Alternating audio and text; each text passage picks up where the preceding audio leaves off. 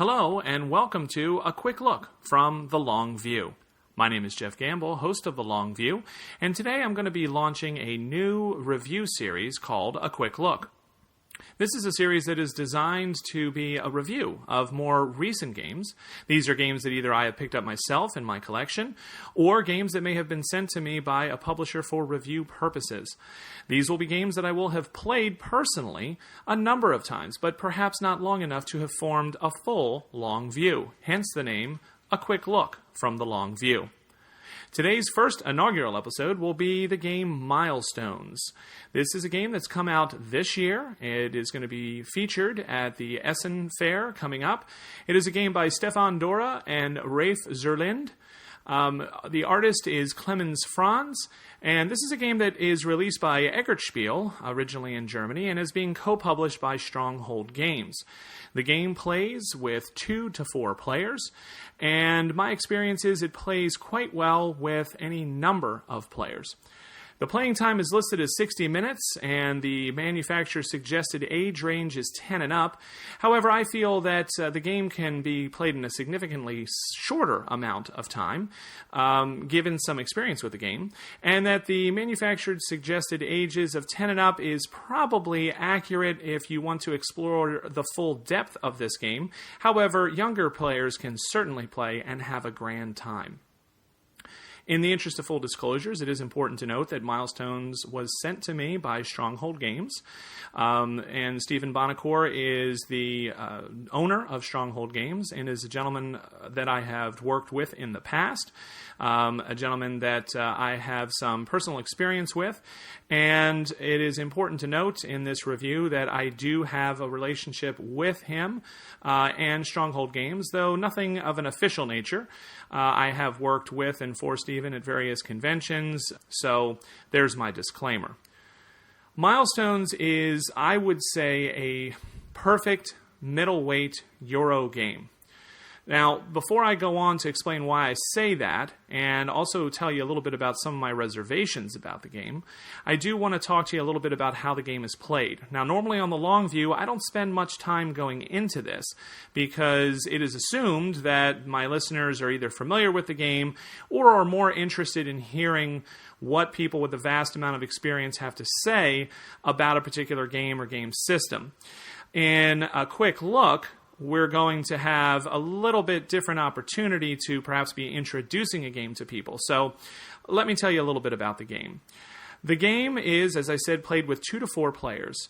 The theme of the game is that you are building roads, houses, and markets that are branching out from a sort of central city that is depicted on the board, and that as you build, you will gain prestige, in this case what we would call victory points, as you continue to diversify and spread yourself out beyond the walls of the castle and the sort of central city that's shown on the board. The game, however, is rather abstract, I will say that. The theme is not exactly dripping here. You are basically route building. The components are wood and very nicely done. There are little wooden sort of, I don't know how else to describe them aside from little route markers or sticks, kind of like the same you would see in Transamerica. And the houses that you will build are perfectly serviceable little houses that you would see in any number of games, in particular Settlers of Catan. And the markets are depicted by white wooden discs.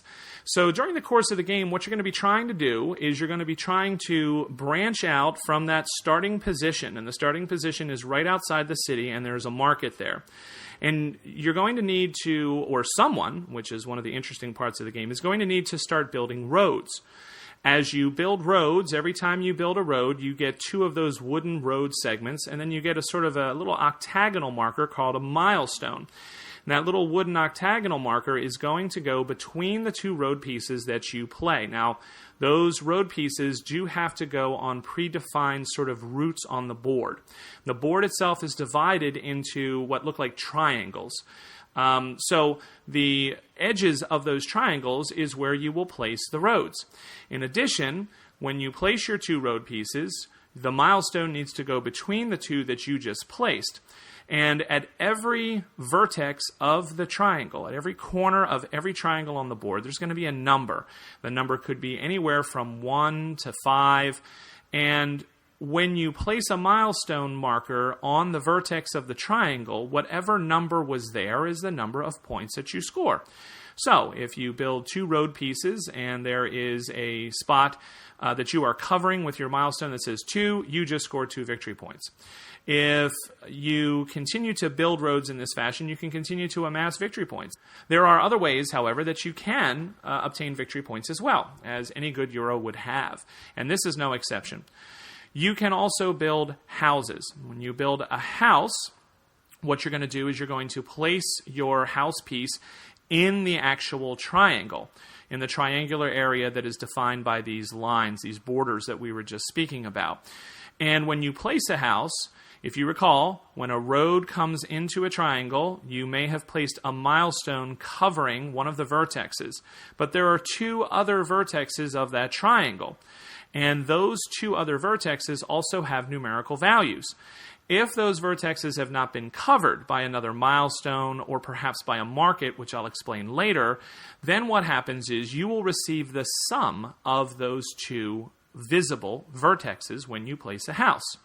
So if we imagine a triangle that has the following numbers, 3, 2, and 1, and someone has built a road segment into that triangle across the top of it, let's say it's an upside down triangle, and the first piece that they played was outside of that triangle, the second piece that they play is along the top of this inverted triangle, they would place their milestone marker covering the 3. This scores them 3 points.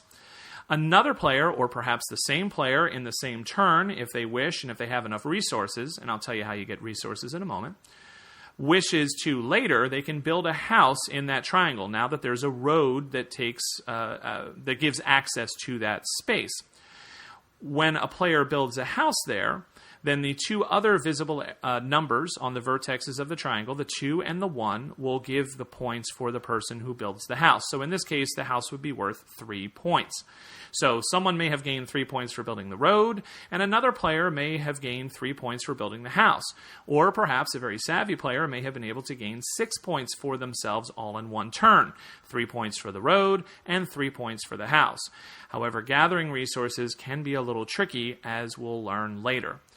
Now, the third thing that you can do of major importance is you can build markets. Now, markets also go at the vertex of a triangle, and markets must go at the end of a road segment. So you can't just plop a market down in the middle of nowhere. There has to be a road for people to use to get to the market. So that kind of thematically makes sense. When you place a market down on the board, you're going to have another opportunity to score points. Where you place the market, the vertex that you cover and the points that shows is going to be the number of points that you're going to score for that market. So in our previous example, let's say we had the inverted upside down triangle with vertexes of 3, 2, and 1. And we had a player who had covered the 3 spot with a milestone when they were building roads, scoring 3 points.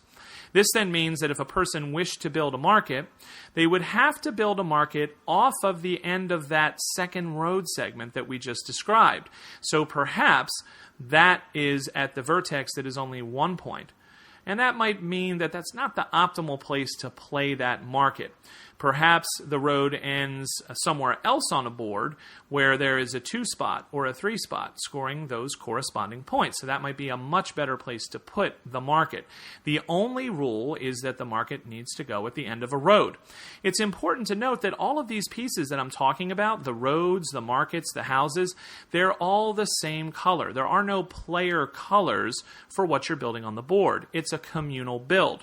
And so there is competition for all of these spaces because no one can stake any particular claim to any particular location. As a matter of fact, as the game unfolds, there's a little bit of an element of chicken in the game because people are looking to expand into areas that have high point values on the vertexes of their triangles. However, if you're the one that kind of builds the road to it, one of your opponents may be able to snatch up that high point total area before your turn comes round again. So there's a little bit of tension there, and there's a lot to do with timing in this game. More on that later as well.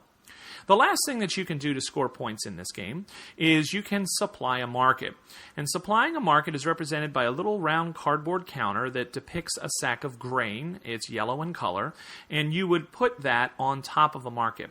If you supply a market with grain, or as I like to think of it, you're supplying the market with the food that the market is going to sell, you're going to gain some victory points for that.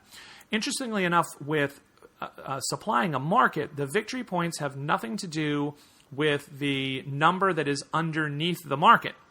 The victory points are going to be gained from any two connected locations from that market that are uncovered. This can include locations that have no roads built to them. This can include any location that is connected directly to that vertex where the market is placed. So if I supply a market, I might have numerous connected locations that would allow me to score some points.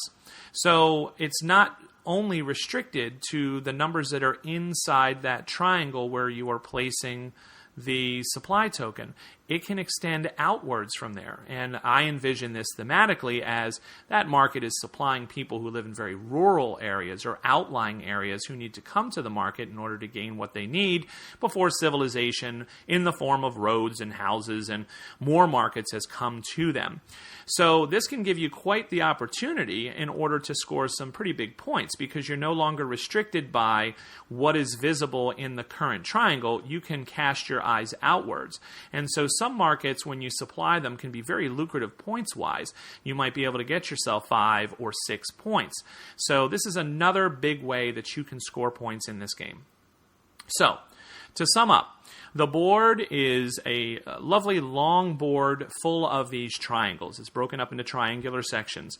And everybody builds this map, this board communally out of roads with milestones, houses, markets, and by supplying markets. This is how you're going to gain victory points. The game has a variable n depending on the number of players, and it's clearly written on the board, which is a very nice touch, in that the board contains a large scoring track, which is kind of like where the center of the city would be beneath the castle. And in this scoring track, you'll see little icons of 2 people standing together. That would indicate the end of the 2-player game, or 3 people standing together, or 4 people standing together. So you can see right there on the board when the game is going to end. You don't have to look it up in the rule book, and it's quite nicely laid out and designed with a little flourish of a touch there. So what we have is we have an abstract Euro that is basically route building and resource management that is going to give you a variety of ways to score victory points. So a very solid little game, very solid engine, and it runs very smoothly. There's a lot of player interaction in trying to snag prime locations, trying to set yourself up for better locations, while at the same time keeping a wary eye on your opponents to make sure that they're not going to be able to swoop in behind you and steal what it was you were building for in the first place. Now, all of this is fairly standard, to be quite honest with you. I've seen a lot of games of, route building and resource management. Not a big deal. The unique twist in this game is how you get the resources to build the things that I've talked about. And that is by the use of a rondel. Now, for those people who are not familiar with rondels, I believe Matt Gertz is the designer who first came up with the idea of a rondel. And a rondel is basically an action selection mechanic whereby you have a piece, and this piece moves in a circular, usually clockwise fashion around a board, and wherever that piece lands or stops, you will be able to obtain whatever resource or action that is indicated by that space. So, for example, Matt Gertz, of course, is very famous for designing games like Antiki and Imperial, or Hamburger, or Machu Picchu, or more recently Navigator, or Navigador, depending on how you pronounce it. And as you travel around the rondel, you get to choose the actions you're going to complete. In Imperial, for example, you might use taxation, where you're going to try to gain income for the countries that you are invested in so that you can expand. You might choose to mobilize, where you're going to move the fleets and the army units that you have on the board by selecting that space, etc. So the rondel has also been used in other game designs, such as Finca, where you travel around the rondel, which is this very beautiful little windmill design on the board for Finca. And wherever you land, it tells you the types of fruits that you have harvested and collected to try to fulfill orders. So bringing it back full circle to Milestones, Milestones has a rondel as well. And on this rondel, you have a top section where you are going to be gaining resources. And those resources could be stone or wood, which you need to build houses. Those resources could be stone and sand, which you need to build roads. Those resources could be grain, which you need to supply your markets with. And the resources could also be wood and sand, which is what you need in order to build a market. Now, the bottom half of your rondel is the action selection portion of the rondel. So the top portion is going to be your resources, and the bottom portion is going to be your action selection. This is represented by buildings that are on the bottom part of the rondel. They each have a name. And the first section is going to allow you to exchange. This is where you're going to have the opportunity to make a little bit of money. And you can make one coin in this game every turn by ensuring that the top part of your rondel is in numeric order, and there'll be more explained on that later. In addition, on that very same space, you have the opportunity to sell 2 cubes of any color or type that you wish in order to gain another $1. Or you can buy a cube or resource of any kind that you need for $2. In addition, you can also hire a worker for $2 as well. Now, the workers are depicted on tiles, and this is really the heart of the game. Now, I know I haven't explained the rest of the buildings yet, but I'm going to circle back now to the top part of the rondel. The way the workers work is that each worker is represented by a tile. And the tile usually shows 2 workers. Now, some of these tiles will show, for example, 2 lumberjacks, and they will gain you 1 wood cube apiece. Some of them may show combinations of resources. You might have a coiner who will produce a coin along with a lumberjack, or you could have someone working in the sand pit, or you could have a stone cutter. So the combinations of the workers are varied by these tiles that you pick. The tiles are also a timer for the game, in that if the game has not ended by score, once all the tile supply has been exhausted, the game is also ended as well. Although I have never seen that happen. I suppose it could, but I haven't seen it happen. What you're going to do then when you get to this location on your rondel is you're going to hire workers. Now, there's an initial draft that I didn't tell you about, because that's maybe a little more detail than I need to go into, that sets some workers on your board at the very start of the game. However, the way the rondel works is that every time you come around, you have the opportunity to hire additional workers. And there's space on your board for 8 different workers. Very nice. And when you hire these workers, you get to place them anywhere you wish on your rondel. And each worker has a number listed below them. Now, it might appear as though that number should be the number of resources of that type you're getting, but it really has nothing to do with that. You're only ever going to get 1 of a type of resource for landing on 1 worker. No, what the numbers are is they're there as an additional puzzle challenge for you. The numbers on the bottom of the workers are something that you need to consider, because as you recall, I told you that every time you come around the rondel, you're going to have an opportunity to gain 1 coin. The only way that you can get that coin, though, is if all of the workers on the top portion of your rondel are in order, numerical order from low to high, from least to greatest. Now, there can be duplicates of a number, like 1, 2, 2, 2, 5, 7, 8. That's fine. But what you can't have is you can't have 1, 2, 2, 4, 2, 8. That would break the chain. The 4, 2, 8 combo would negate the bonus coin that you're going to get when you come around to the first building on your rondel. Money is extremely tight in this game, so it's usually in your best interest to try your level best, at least until the end game, to maintain that numerical order on your board.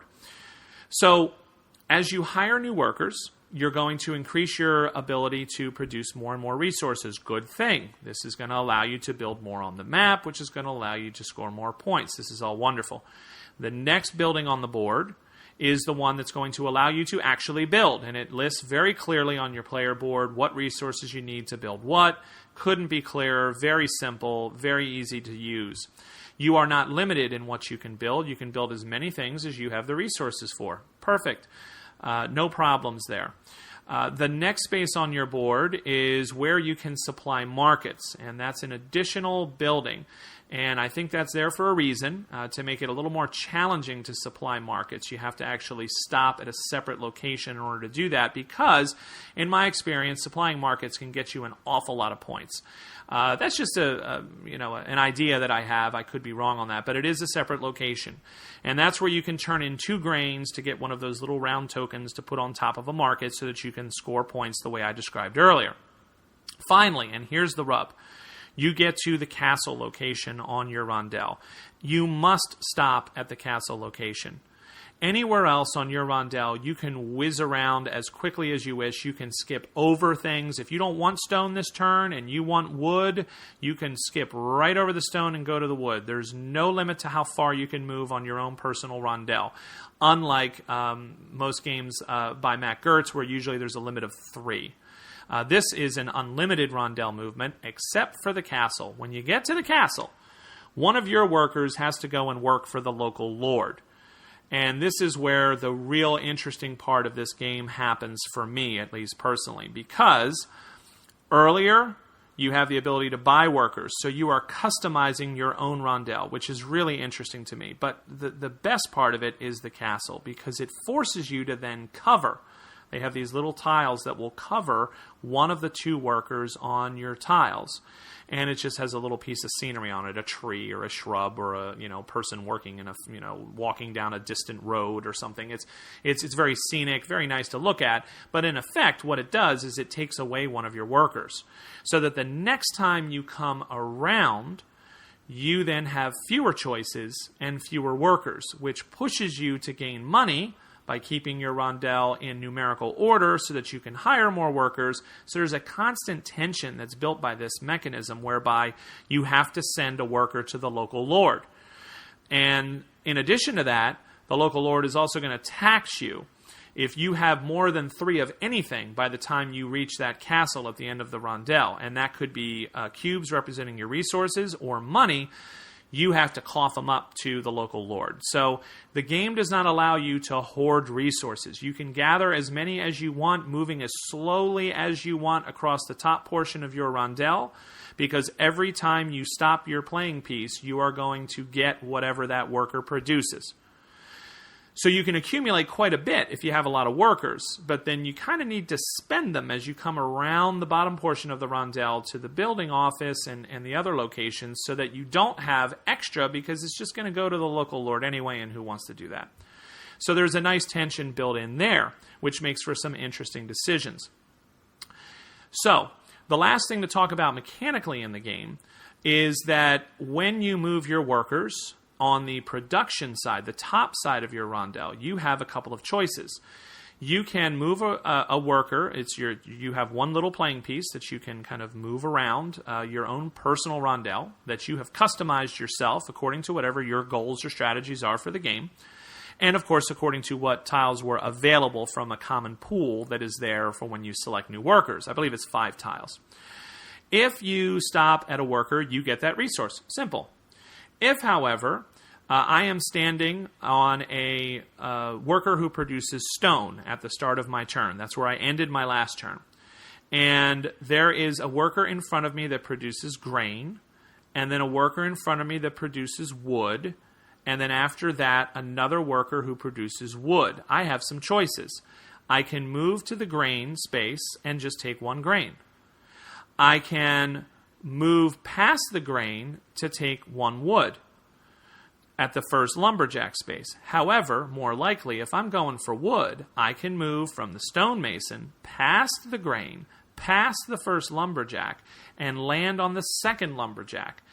Because I'm gathering wood, I'm going to get 1 cube of wood for the lumberjack I landed on, plus 1 cube for the lumberjack I sailed over. Because I'm activating my wood gatherers, and so all of my wood gatherers that I pass by on my route to collect my wood threw wood in my cart. That's kind of the way I look at it. So this is a way that you can gain multiples of a cube type in one action.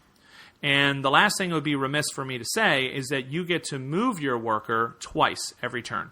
So this will give you the ability to gain quite a few resources in one move, depending on how you've utilized your rondel.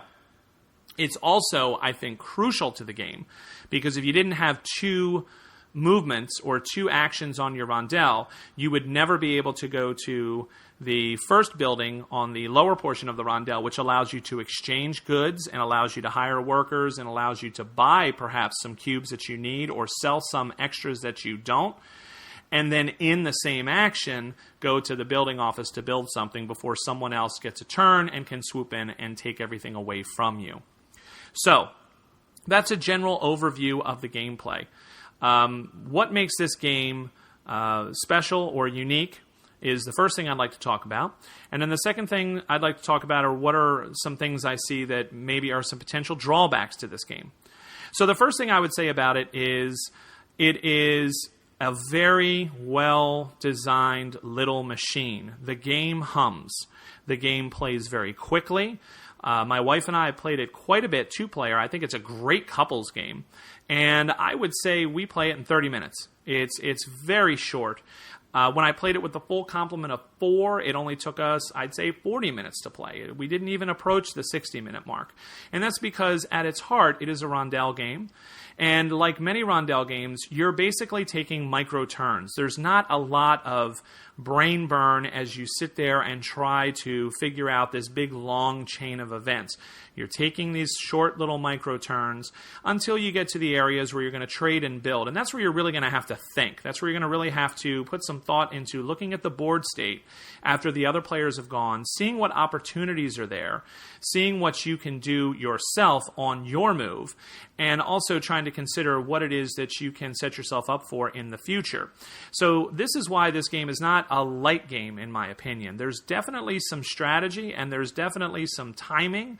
There's definitely blocking. There's bluffing.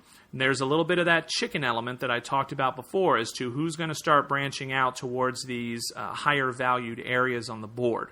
So this is why I think, because of the playtime, because of the fact that it plays very well with 2, 3, and 4 in my limited experience with it. I played it mostly 2 players, so keep that in mind. 1 4-player game and 2 3-player games, I believe. So I played it about 7, 8 times so far, and this is kind of the conclusion that I've come to. It's a very good medium weight Euro. It has enough interesting decisions to occupy your brain, but it doesn't make your head hurt.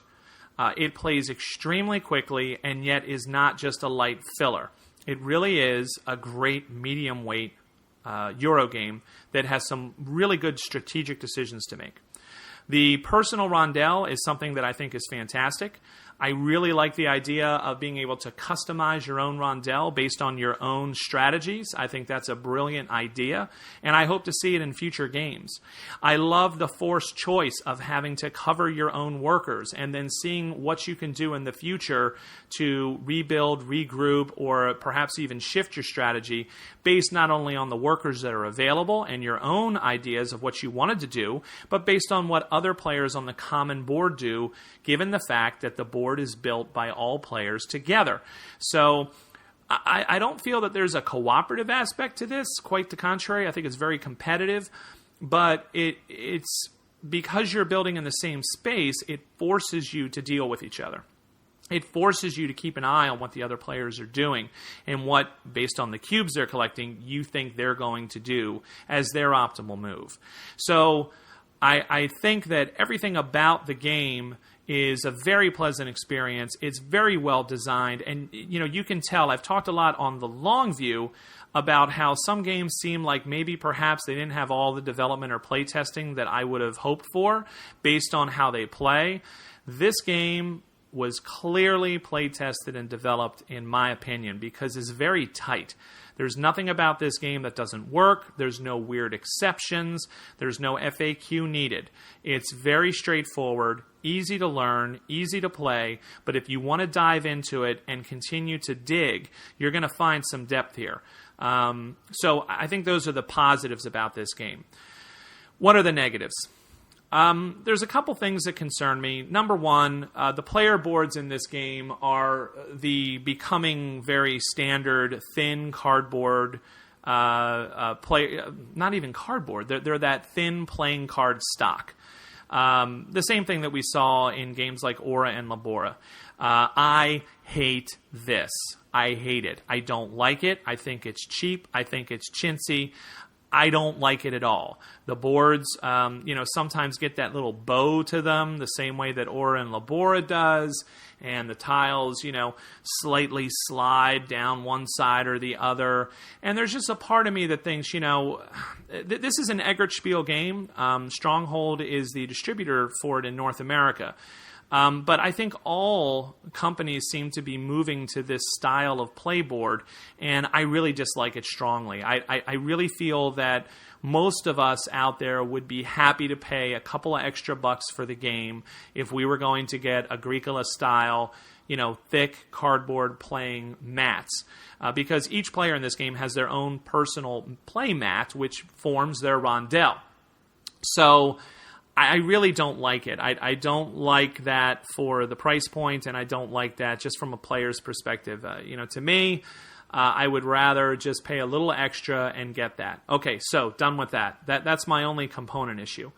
The theme in this game, I would say, is a little pasted on. It's, kind of that typical Euro complaint, which is, basically it's route building and resource management with a rondelle, and I don't really ever feel very thematic. I don't feel the theme coming through here. I don't feel like I'm expanding civilization and building houses. I mean, the board is broken up into this abstracted triangular type of surface, and it works very, very well. But if you're looking for a thematic experience, I don't know that you're really going to feel the theme much in this one. I found some connections, for example, what I said, you have to have a road before you can build a house, and markets go at the end of the roads, and how markets can supply people that are kind of out in the wilds there where there's no roads yet, and that's how you score points for them because you have people coming from distant places to your markets perhaps.